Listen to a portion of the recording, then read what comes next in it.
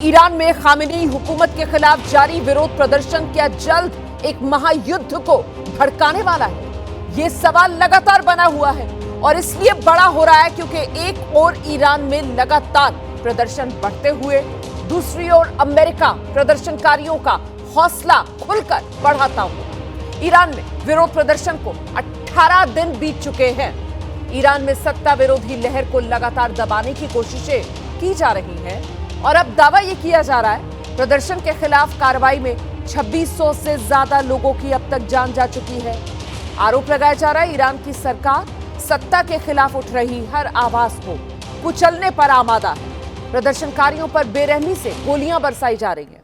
18,000 से ज्यादा लोगों को अभी तक हिरासत में लिया जा चुका है, उन्हें टॉर्चर किया जा रहा है। और वहीं दूसरी तरफ अमेरिकी राष्ट्रपति डोनाल्ड ट्रंप लगातार ईरान के प्रदर्शनकारियों के साथ डटे हुए हैं, उनके समर्थन की हुंकार भर रहे हैं। इसके बाद ईरान में तख्ता पलट की पूरी आशंका बनी हुई है और इस आशंका को बढ़ाने वाली एक मुलाकात जो हुई है।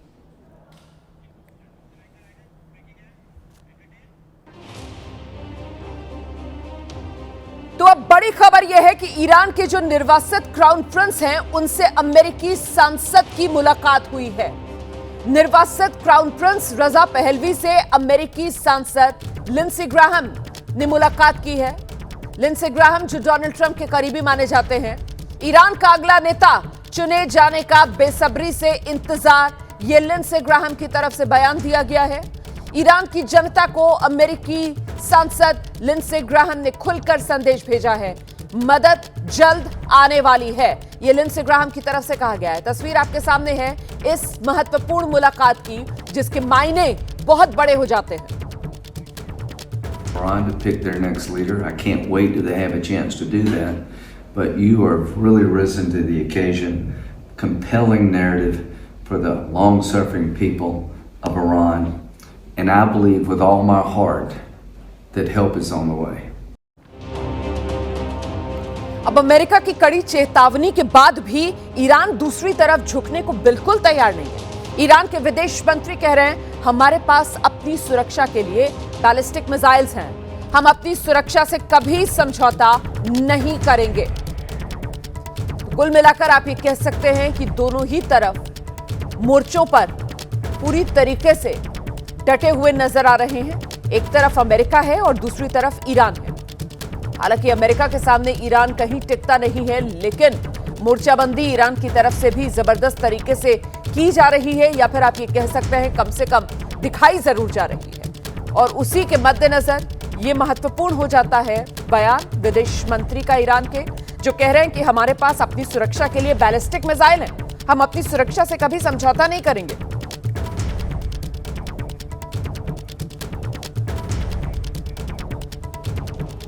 तो आगे का एजेंडा में आज ईरान की जो स्थिति बनी हुई है और क्या ये महायुद्ध की आहट है, इसी को लेकर बातचीत विस्तार से करेंगे। मेरे साथ मेरे दो सहयोगी इस वक्त मौजूद हैं। न्यूज रूम से नीरज राजपूत हमारे साथ जुड़ रहे हैं और साथ ही foreign affairs editor ABP news Vishal Pandey हमारे साथ मौजूद हैं।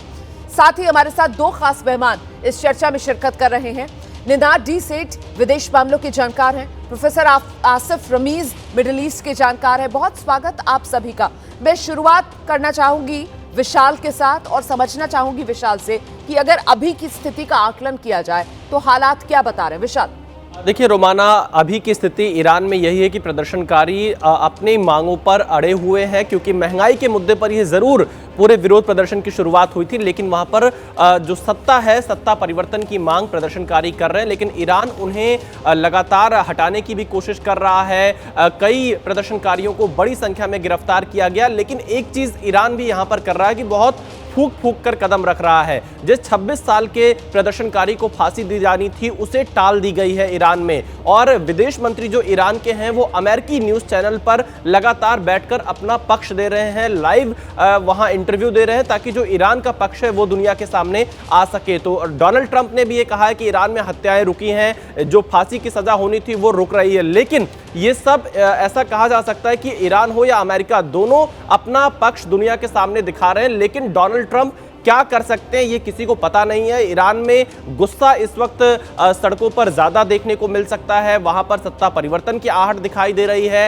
रजा पहलवी से थोड़ी देर पहले जो अमेरिकी सांसद हैं उन्होंने मुलाकात की, जो कि डोनाल्ड ट्रंप के बेहद करीबी माने जाते हैं। तैयारी ईरान की तरफ से भी अपनी पूरी दिखाई दे रही है और अमेरिका भी ये जान रहा है कि ऐसा मौका है जब ईरान को सही तरीके से इस पूरे मामले में घेरा जा सकता है। तो समझना यही होगा कि डोनाल्ड ट्रंप आगे चलकर क्या करते हैं। आप रहिए मेरे साथ, मैं लौटूंगी आपके पास। देखिए, इस वक्त एक और बड़ी खबर, ब्रेकिंग न्यूज दर्शकों को जरा बताते चलते हैं। ईरान से तनातनी के बीच अमेरिका के राष्ट्रपति डोनाल्ड ट्रंप ने बड़ा दावा कर दिया है। ट्रंप ये कह रहे हैं कि उन्हें तो खबर मिल गई है कि ईरान में प्रदर्शनकारियों की हत्याएं रुक गई हैं। ट्रंप तो दावा कर रहे हैं कि ईरान में प्रदर्शनकारी इरफान सुल्तानी की फांसी भी टल गई है।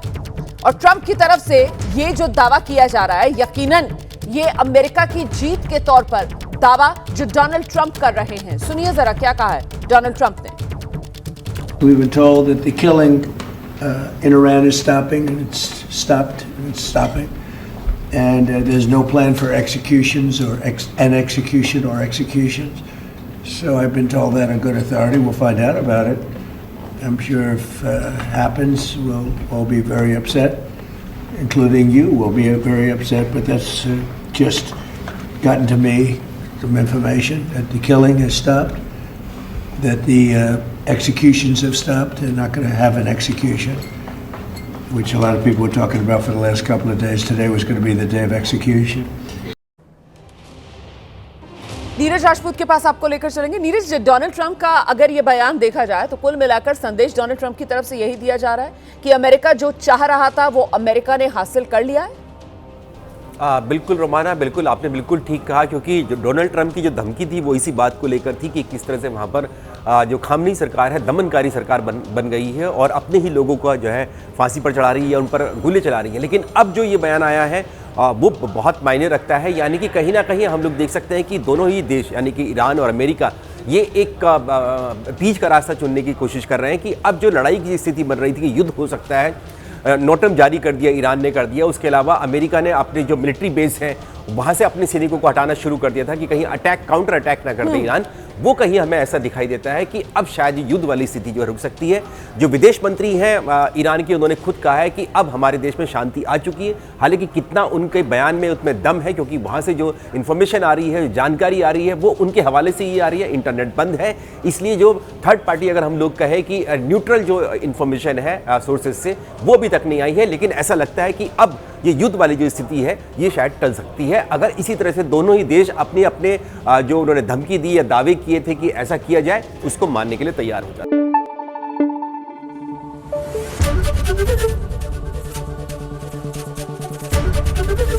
एबीपी न्यूज आपको रखे आगे।